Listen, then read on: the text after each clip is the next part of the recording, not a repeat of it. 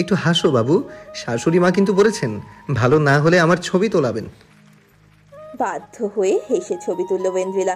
Photo session শেষে ওয়েন্দ্রিলার অবস্থা একেবারে নাজেহাল, পা ব্যথায় ছিঁড়ে যাচ্ছে, ঘামে মেকআপ গলে পড়ছে। ফটোগ্রাফারকে খাইয়ে টাকা দিয়ে পাঠিয়ে দিল অভ্র। ওয়েন্দ্রিলা রেস্টুরেন্টের ভেতরে জুতা খুলে গায়ে এলিয়ে বসে রইল। তার নাজেহাল অবস্থা দেখে খুব মজা লাগলো অভ্রের। এসে বলল, তুই বয়, আমি অর্ডার করে আসি। ওয়েন্দ্রিলা উত্তর দিল না, রাগে সে বাকশক্তি হারিয়েছে। এখন শুধু একটু শান্তির নিঃশ্বাস নেবে সে। অভ্র চলে গেল, গাল ফুলিয়ে নিঃশ্বাস ছাড়ল সে। তখনই একটা ভারী স্বর কানে এলো, ওয়েন্ডেলা। স্বরটি শুনতেই বিশাল ধাক্কা লাগলো হৃদয়। তড়িৎ গতিতে পাশে ফিরল ওয়েন্দ্রিলা। তার সম্মুখে গৌরবর্ণের সাদা শার্ট পরা যে পুরুষটি দাঁড়িয়ে আছে তাকে চিনতে সময় নিল ওয়েন্দ্রিলার হৃদয়। হুট করেই মস্তিষ্ক ফাঁকা হয়ে গেল। অস্পষ্ট স্বরে বলল, সৌরভ। সৌরভ নামের পুরুষটি মিহি হাসল। সে অমায়িক শান্ত তার হাসি। ধক করে উঠল চিত্তস্থল। 5 বছর পুরনো স্মৃতিগুলো ক্যামেরার রিলের মতো মস্তিষ্কের সেলুলোজের পর্দায় ফুটে উঠল। ম্লান ঝাপসা হৃদয়টা আবারও স্তম্ভিত হলো জীবনের প্রথম ভালোবাসার জন্য। প্রথম ভালোবাসা যতই পুরনো হোক না কেন, তার স্মৃতিগুলো হৃদয় প্রকোষ্ঠে থেকে যায়। 5 বছরেও সেই অনুভূতিগুলো ক্ষয়ে যায় না। ওয়েন্দ্রিলার গলায় দলা পাকলো, কিছু বলতে পারল না সে। সৌরভ নিজ থেকেই শুধালো, কেমন আছো? উত্তর এলো না এইবারেও, শুধু মৌনতা। ওয়েন্দ্রিলার মনে হলো পালিয়ে যেতে পারলেই বোধহয় শান্তি। শুষ্ক ঠোঁটটা জিহ্বা দিয়ে ভেজালো। তৎমধ্যে চলে এলো অভ্র। সৌরভকে দেখেই তার মুখখানা শক্ত হয়ে গেল।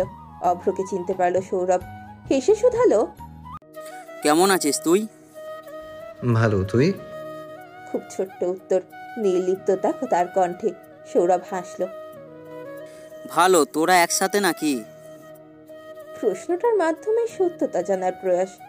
ওয়েন্দ্রিলা এখনো মৌন। সৌরভের দিকে তাকাতে পারছে না সে, শরীর কাঁপছে, হৃদয়টা কোন্দল করছে সেই প্রথম ভালোবাসাকে দেখে। অভ্র এক নজর ওয়েন্দ্রিলার রক্তশূন্য মুখখানা দেখে বলল, হ্যাঁ, আগামী সপ্তাহে আমাদের বিয়ে, এসেছি ফটোশুটের জন্য। কথাটা শুনতেই সৌরভের মুখের হাসি গায়েব হয়ে গেল। এদিকে ওয়েন্দ্রিলার শরীরে যেন ঝাঁকুনি লাগলো। অভ্র অস্বাভাবিক কণ্ঠে বলল, আসিস কিন্তু, বিয়েতে দাওয়াত রইল। তখনই সৌরভকে কেউ পেছন থেকে ডাকলো, যেতে হবে এখন। ওয়েন্দ্রিলা এখনো নতমস্তক। সৌরভ ওয়েন্দ্রিলার উদ্দেশ্যে বলল, আসি। সৌরভ চলে গেল, কিন্তু ওয়েন্দ্রিলা স্বাভাবিক হলো না। সারাটা সময় চুপ করে রইল। এতটা সময়ের বাবু বাবু খেলা এখন স্তব্ধ। অভ্র তীক্ষ্ণ দৃষ্টিতে দেখছে ওয়েন্দ্রিলাকে। কিছু খেলো না সে, খাবার নেড়ে চেড়ে বলল, মনের অসুখে শরীর কি আর ভালো লাগে? অভ্রের মুখশ্রীর ধার বাড়ল। বিল চুকিয়ে খাবারগুলো পার্সেল নিয়ে যখন বেরিয়ে যাচ্ছিল, টেনে ধরল ওয়েন্দ্রিলার হাত। সাথে সাথে এক ঝটকায় ওয়েন্দ্রিলা তা ছাড়িয়ে নিল। তার চোখ জোড়া লাল হয়ে আছে, মুখখানা শক্ত। কারণ বুঝতে বাকি রইল না।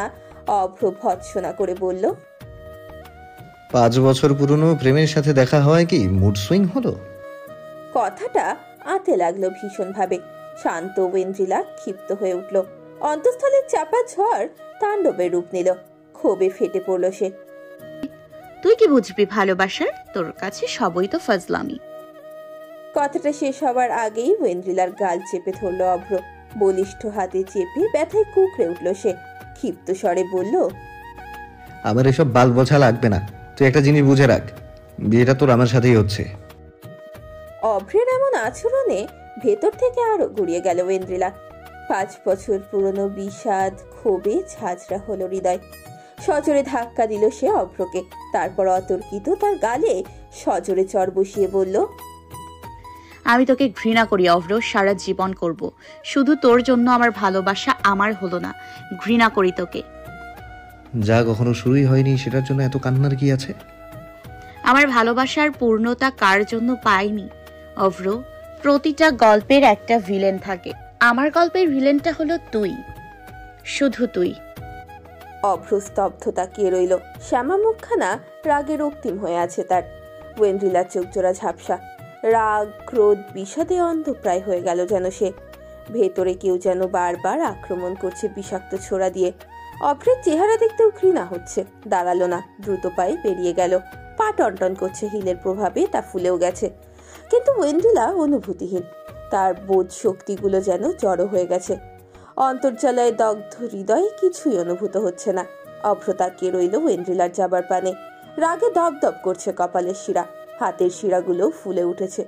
ফলে আক্রোশে অন্ধ হয়ে সজোরে ঘুষি মারল দেয়ালে। চিরে গেল হাতের চামড়া, সামান্য রক্ত গড়ালো, কিন্তু রাগ দমল না। পশ্চিম আকাশ কালো হয়ে এসেছে। গুমোট মেঘের প্রলয় ঘর্ষণে কেঁপে উঠল ধরণী। অভ্র ফোন বের করে বিল্লালকে ফোন করলো। বিল্লাল মাত্রই দুপুরের খাবার খেয়ে শুতে যাচ্ছিল। অভ্রের ফোনে লাফিয়ে উঠল। ধরতে না ধরতেই সিংহের গর্জনের মতো ঠেকল অভ্র স্বর। এক্ষুনি বাইপাসে আয়। বলেই ফোন কেটে দিল অভ্র। বিল্লাল বোকার মতো চেয়ে রইল মোবাইলের দিকে। সালাম সাহেবের বাসায় মেহমানের আগমন ঘটতে শুরু করেছে। ছোট বোন হ্যাপি তার পরিবার সহ উপস্থিত হয়েছে দুপুরবেলা। সাবেরা তার জন্য ঘর পরিষ্কার করে দিল। হ্যাপি এসেই শুধালো, ভাবি আমাদের ওয়েন্ড্রিলা কোথায় গো? জামাইয়ের সাথে বাহিরে গেছে। সে কি বিয়ের আগেই এত মেলামেশা? হ্যাপির স্বভাবটা একটু সংকীর্ণ মনা, একটু খুঁচিয়ে কথা না বললে তার হয় না। সাবেরার অভ্যেস হয়ে গেছে ননদের এমন স্বভাবের, তাই হেসে বলল, অচেনা তো না, তারা হ্যাপি, একসাথে বড় হয়েছে, এক স্কুল এক কলেজ, পাশাপাশি থেকেছে সারা জীবন, তাই আমার চিন্তা নেই। আর যে পুরুষের সাথে সারা জীবন কাটাবে তার সাথে একটু ঘোরাঘুরি করলে নিশ্চয়ই পাপ হবে না। হ্যাপির মুখটা কালো হয়ে গেল। টিটকিরি দিয়ে বলল, তোমার তো ভাগ্য ভালো গো, বাড়ির পাশে ছেলে পেয়ে গেছো। ওয়েন্ড্রিলার যা রাগ, আমি তো চিন্তায় ছিলাম আদৌ আমার ভাতিজির বিয়ে হবে কি না। বাড়ির পাশে শ্বশুরবাড়ি যেহেতু, তারা নিশ্চয়ই জানে ওয়েন্ড্রিলার স্বভাব। হ্যাঁ গো জানি, তুমি ঘরে যেয়ে বিশ্রাম করো। সাবেরার ননদের সাথে কথা বলতে ইচ্ছে করছে না, কিন্তু হ্যাপি তো নাছর বান্দা, তাই ফট করে শুধালো, নীলাদ্রি কই ভাবি, দেখি না যে। আমি ওকে ত্যায্যপুত্র করেছি। নির্লিপ্ত স্বরে উত্তর দিলেন সালাম সাহেব। হ্যাপি হতবাক হলো, বিস্মিত কণ্ঠে বলল, কি কও ভাইজান, আসলে হ্যাঁ, এখন তুই এই কথাটা এখনই বিবিসি চ্যানেলের মতো সবাইকে জানিয়ে দে। আজকের ব্রেকিং নিউজ হলো সালাম মজুমদার তার বড় ছেলে নীলাদ্রি মজুমদারকে ত্যায্য করেছে। ফোনে রিসার্চ করা আছে নাকি, বাদশাকে বলবো। হ্যাপির স্বভাব সম্পর্কে সালাম সাহেবের অজানা নয়। সে সারাক্ষণ শকুনের মতো সবকিছু খুঁটিয়ে দেখবে, তারপর তা নিয়ে আলোচনা করে হট টপিক বানাবে। চুগলখড়িতে যেন তার রক্তের সাথে মিশে আছে। সালাম সাহেবের কথা শুনে হ্যাপির মুখ কালো হয়ে গেল। মুখ বাঁকিয়ে বলল, ভাতিজার খোঁজ নিলেও দেখি দোষ ভাবি। নিতে বলেছে কে তোকে? তুই বিয়ে খেতে এসেছিস, বিয়ে খানা, এত পেশাল পারিস কেন? ভাবি ভাইজান আমাকে অপমান করছে। সাবেরার মেজাজ খারাপ হয়ে গেল। এই ভাই বোনের কোন্দলে সে যেন রেফারি। রাগী স্বরে বলল, তোমাদের ঝগড়া করতে হবে আমার ঘরের বাইরে যেয়ে করো, এখানে নয়। হ্যাপি, তোমার ভাই জন্মগত খ্যাপাটে, তাই তুমি ঘরে যাও, বিশ্রাম নাও, তারপর এসো খেয়ে নিবে। হ্যাপি আর কথা বাড়ালো না। সাবেরা সালাম সাহেবের কাছে এসে বিরক্ত গলায় বললেন, ছেলের সাথে ঝগড়া করছো, এখন কি বোনের সাথেও করবে নাকি? শোনো সাহেবেরা, আমি কারোর সাথে ঝগড়া করিনি, আমি উচিত কথা বলেছি। আর তোমার আহাম্মক পুত্র আমার সাথে ঝগড়ারও যোগ্য না। ঠিক তখনই কলিং বেল বাজলো। সাবেরা বিরক্ত মুখে দরজা খুলতে গেল। দরজা খুলতেই দেখলো একটা যুবক দাঁড়িয়ে আছে। উস্কো খুস্কো চুল, পরনে একটা হাফ হাতা টি শার্ট আর হাফ প্যান্ট।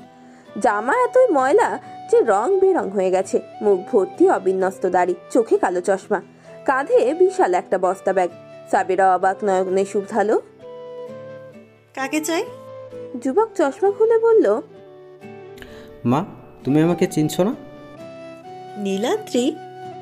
নিজের উঁচু লম্বা গৌরবর্ণের সৌম্যপুরুষের ন্যায় দেখতে ছেলেকে এমন বিধ্বস্ত অবস্থায় দেখে বিস্ময়ের চরম শিখরে পৌঁছে গেল সাবেরা। গায়ের রং পুড়তে পুড়তে তামাটে হয়ে গেছে। মুখে দাড়ির জঙ্গলে মুখের অর্ধেক অংশ ঢাকা পড়েছে, উপরে মোটা সানগ্লাস, আর কি পোশাকের ধরন! টি শার্টের ফুটো নজরে পড়ছে। সাবেরা ছেলের মুখে হাত দিয়ে বললেন, তোমার কি অবস্থা বাপ? তখনই সালাম সাহেব বেরিয়ে এলেন। সাবেরাকে বললেন, সাবেরা, ভিক্ষুকটাকে 5 টাকা দিয়ে দাও। চিচি, কি বলছো? আমাদের ছেলেকে ভিক্ষুক বলছো কেন? আমার কোনো ছেলে নেই। গত 3 দিন আগে মধ্যাহ্নে আমি ত্যায্য করেছি। নীলাদ্রি চোখ কুচকে তাকালো, কড়া স্বরে বলল, আমি আপনার বাসায় আসিনি মিস্টার সালাম মজুমদার, এটা আমার দাদার বাড়ি। আপনি আমার ত্যায্য করেছেন মুখে মুখে, খাতা কলমে না, তাই এখানে আমি আসতেই পারি। মা, আমাকে এক বালতি গরম পানি দেবে? আমি গোসল করব। গত 7 দিন আমি গোসল করিনি, যেহেতু আমি এখন পাহাড়ে নেই, তাই পাহাড়ের জীবন থেকে কয়েকদিনের ব্রেক নিচ্ছি। বলেই নিজের ঘরের দিকে যেতে গেলে সালাম সাহেব বলে উঠলেন, সাবেরা, গাধাকে বলে দাও তার ঘর এখন তার ঘর নেই। কথা অনুযায়ী 3 দিন যাবৎ সেটা আমার পার্সোনাল স্পেস। কথাটা শোনা মাত্র নীলাদ্রির চোখ মুখ কুচকে এলো। মায়ের দিকে তাকিয়ে বলল, সালাম সাহেব কি আমার রুম দখল করেছে মা? তুমি ছাদের রুমটায় থাকতে পারো বাবা। না মা, এই বাড়িতেই আমি থাকবো না। তাহলে কোথায় থাকবে তুমি? সময় হলে জানতে পারবে। এখন আমি গেস্ট বাথরুমে যাচ্ছি। আশা করি সেটা অন্তত সালাম সাহেবের পার্সোনাল স্পেস না। বলেই হন হন স্বরে বাথরুমে ঢুকে পড়ল। সাবেরা রাগী স্বরে বলল, এটা কি হলো? তোমার ছেলের শাস্তি গাধার বাপ আমি। গাধা পিটিয়ে যদি মানুষ না বানাই, আমার নাম সালাম নয়। স্বামীর দিকে কিছুক্ষণ চেয়ে রইলেন সাবেরা। ফোঁস করে নিঃশ্বাস ফেললেন। এই বাপ ছেলের ঝামেলায় তিনি পড়তেও চান না। পিচের রাস্তার উপর ঝড়ের বেগে চলছে অভ্রর মোটরসাইকেল। হৃদয়ের সব রাগ উপচে দিচ্ছে যেন এক্সেলেটরের ওপর। বিল্লাল এবং তরুণের বাইক ঠিক তার পেছনে, তবুও বেগের সাথে পেরে উঠছে না। অভ্রের মোটরসাইকেলের বেগ আরো বাড়ল। ওয়েন্ড্রিলার আঘাত তাকে বিবশ করে দিয়েছে যেন। মস্তিষ্কে ছেপে গেছে অশ্রুসিক্ত নয়ন। এই অশ্রু তার জন্য নয়, এই অশ্রু অন্যের জন্য, যা মোটেই মানতে পারছে না অভ্র। হঠাৎ রং সাইড থেকে একটা বাইক তীব্র বেগে আসতে দেখে স্তম্ভিত ফিরল। সাথে সাথে ব্রেক চাপলো অভ্র, কিন্তু তাতে লাভ হলো না, সংঘর্ষ হলো। ফলে ছিটকে গেল অভ্রের বাইক। পিচের রাস্তায় স্লাইড করতে করতে চলে গেল বেশ দূরে। বিল্লাল এবং তরুণ পেছনে ছিল। তারা ছুটে এলো। ভাগ্যক্রমে শুধু হাঁটুতে এবং কোনোই সামান্য ব্যথা পেল সে। লোক জড়ো হলো মুহূর্তের মধ্যেই। অপর বাইকের ছেলেটি ব্রেক কষলো। একই মাথায় আগুন জ্বলছে অভ্রের, ফলে রাগ কিছুতেই দমাতে পারল না সে। গালি দিয়ে বসলো অপর চালককে। সেই বাইকে 2 জন যাত্রী, যদিও তাদের দোষ, কিন্তু তারা মোটেই সেটা মানতে চাইল না। তাদের ভাষ্য দুর্ঘটনা অভ্রের জন্য হয়েছে। 1-2 কথায় বেশ ঝগড়া বাঁধলো। একটা সময় উত্তেজিত হলো পরিবেশ। ফলে রাগের বশে কলার ধরে একটা ছেলেকে নামলো অভ্র বাইক থেকে। এলোপাথারি খুশি দিল। অবস্থা খারাপ দেখে বিল্লাল থামালো অভ্রকে। কোমর ধরে তাকে টেনে আনলো। ঝামটি দিয়ে বলল, পাগল হয়েছিস তুই? রাস্তায় মারামারি করিস না। আমি কি শুরু করেছি নাকি? চেঁচিয়ে উত্তর দিল অভ্র। তার গা রাগে কাঁপছে। বিল্লাল তাকে ধমকে বলল, চুপ কর, আর একটা কথা বলবি না। ধমক কাজে দিল। আহত সিংহের মতো ফুসলেও থামলো সে। বিল্লাল অপর পক্ষের কাছে অভ্রের হয়ে ক্ষমা চাইলো। তরুণকে দিয়ে অভ্রের মোটরসাইকেল গ্যারেজে পাঠালো। তারপর অভ্রকে নিজের মোটরসাইকেলে করে দোকানে নিয়ে এলো। দোকানে এসেই অভ্র বলল, মাথা গরম আছে, মাথায় ঠান্ডা পানি ঢাল। তোর কিছুদিন আগে জ্বর হয়েছে। যা করতে বলছি কর। অভ্রের চোখে অগ্নিশিখা জ্বলছে যেন, ফলে বিল্লাল কথা বাড়ালো না। অভ্রের মাথায় ঢাললো একেবারে বরফ ঠান্ডা পানি। অম্বরের জলধরের যা ধরনীর বুকে পদার্পণের চিন্তায় মশগুল। ক্ষণে ক্ষণে সেই বার্তা জানান দিচ্ছে প্রকৃতিতে। বাতাসের স্পর্শেও সেই আগমনী বার্তা। ধুলো উঠছে তীব্র বেগে। কিছু সময় সমীরণের তাণ্ডব চলার পর ঝমঝম করে নামলো বাড়িধারা। শীতল হলো পৃথিবীর বুক। কালো পিছে জলকেলি করতে লাগলো সেই স্নিগ্ধ জলধারা। সব শান্ত হলেও শান্ত হলো না ওয়েন্ড্রিলার হৃদয়ের ঝড়। বৃষ্টিতে কাক ভেজা হয়ে ঘরে ফিরল ওয়েন্ড্রিলা। সাবেরা তাকে দেখে হাজারো প্রশ্ন করলো, কিন্তু ওয়েন্ড্রিলা উত্তর দিল না। সোজা নিজের ঘরে চলে গেল। তারপর সশব্দে ডোর লাগিয়ে দিল। কিছুক্ষণ পরই তীব্র ভাঙনের শব্দে কেঁপে উঠল ঘর। ঝংকার তুলল ঘরের প্রত্যেকটি কাজ। সালাম সাহেব কেঁপে উঠলেন, ছুটে গেলেন নিজের মেয়ের ঘরের সামনে, ধাক্কালেন কয়েকবার, কিন্তু তাণ্ডব থামল না। সাবেরা উঠে নিজের ভাঙন তহবিলের বাক্সে 2000 টাকা জমা করলেন। ঘরময় কাচের ছড়াছড়ি, সুন্দর শোপিসগুলো অবহেলায় গুঁড়ো গুঁড়ো হয়ে আছে, ফুলদানির অস্তিত্ব নেই। আধা ঘন্টা আগে সাজানো ঘরটা এখন ধ্বংসলীলার স্তূপ। সেই স্তূপে বসে আছে ওয়েন্দ্রিলা, তার চোখ জোড়া শুষ্ক, অতীতের স্মৃতিগুলো জীবন্ত। এমনই একটি বৃষ্টিমুখর দিনে ধীর পায়ে কিশোরী সত্তায় নিজের রাজত্ব জমিয়েছিল সৌরভ। সৌরভ ওয়েন্দ্রিলার প্রথম প্রেম, প্রথম না পাওয়া রক্তিম অনুভূতি, যার গল্পটা সূচনা হওয়ার আগেই নিষ্ঠুর হস্তে তা মাটি চাপা দিয়েছিল অভ্র। ওয়েন্দ্রিলার এখনো মনে আছে যেদিন সৌরভের সাথে তার প্রথম দেখা হয়েছিল। ওয়েন্দ্রিলা তখন স্কুল পেরিয়ে কলেজে সিঁড়িতে পদার্পণ করেছে। কিশোরী সত্তার আবেগময়ী সময়, হুট করে স্কুল নামক গণ্ডি পেরিয়ে এক টুকরো পাকা আকাশ পেয়ে যাওয়ার সময় যেন আগের মতো নিয়মের বালাই নেই। হুট করেই মনে হলো মনের আকাশে বিস্তর পরিবর্তন। সেই পরিবর্তনের মাঝে মন বাগিচায় সদ্য প্রস্ফুটিত হলো একটি নতুন আবেগ অনুভূতি, যে অনুভূতির নাম প্রেম। বান্ধবীদের আড্ডাস্থলেও যেন এই অনুভূতি নিয়ে বিস্তর আলোচনা। ওয়েন্দ্রিলা ভেবে পায় না এই আবেগের রহস্য কি। সদ্য প্রেমে হাবুডুবু বান্ধবী যখন তার প্রেমিককে নিয়ে বাড়িয়ে ছাড়িয়ে বলে, ওয়েন্দ্রিলা মুখ বাঁকায়। ছেলে বলতেই তো ওই এক অভ্রকেই দেখেছে সে, যে তার চুল টেনেছে, তার পুতুল ভেঙেছে, তার জীবনে হুট করেই নাক বাড়িয়ে ঢুকে পড়েছে, পাড়ায় মারপিট করবে, সবার উপর হুকুম ফলাবে। আর ওয়েন্দ্রিলার সাথে যেন আলাদাই শত্রুতা, তাকে এক বিন্দুও শান্তি দিতে নারাজ।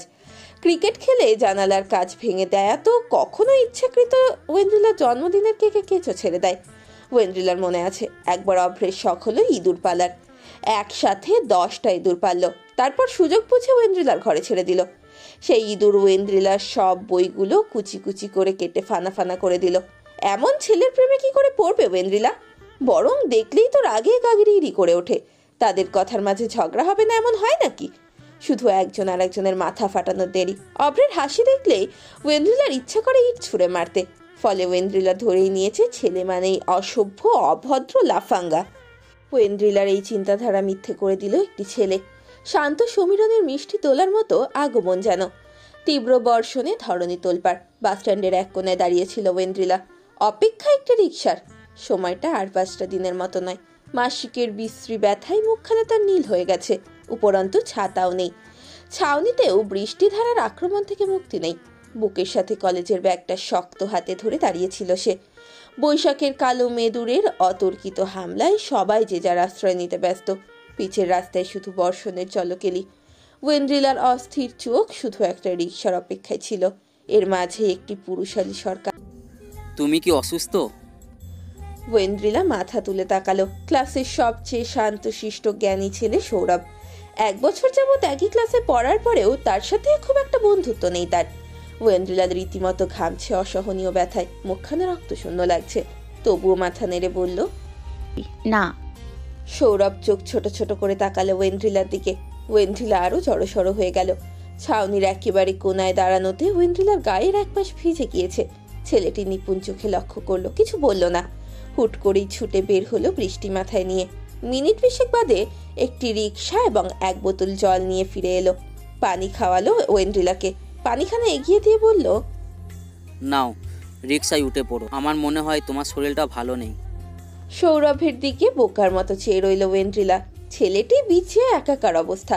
এই তুমুল বর্ষণ উপেক্ষা করে সে ওয়েন্দ্রিলার জন্য রিকশা নিয়ে এসেছে। ব্যাপারটি ভীষণভাবে অবাক করলো ওয়েন্দ্রিলাকে। ওয়েন্দ্রিলা শুধু ছোট করে বলল, ধন্যবাদ। তারপর রিকশায় উঠে পড়ল ওয়েন্দ্রিলা। নরম মনে সৌরভের প্রতি প্রচন্ড কৃতজ্ঞতা বোধ করলো। কৃতজ্ঞতা বোধ হুট করে গ্লানিতে পরিবর্তন হলো যখন দেখলো পরদিন ছেলেটি ক্লাসে আসেনি। 2 দিন পর জানা গেল বৃষ্টিতে ভেজার জন্য তার জ্বর এসেছে। এতদিনে ছেলেদের নিয়ে যে ধারণাগুলো ছিল, সৌরভের আচরণে সব যেন বদলে গেল।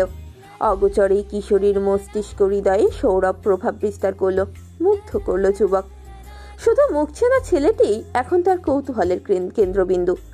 ছেলেটি খুবই অদ্ভুত। তার কোনো বন্ধু নেই। দেখতে সুদর্শন সে নিঃসন্দেহে, কিন্তু দাম্ভিকতা নেই। নিজের জগতেই মগ্ন সে। ক্লাসে আসবে, ক্লাস করবে, বাড়িতে চলে যাবে। খুব জনপ্রিয় নয় সে।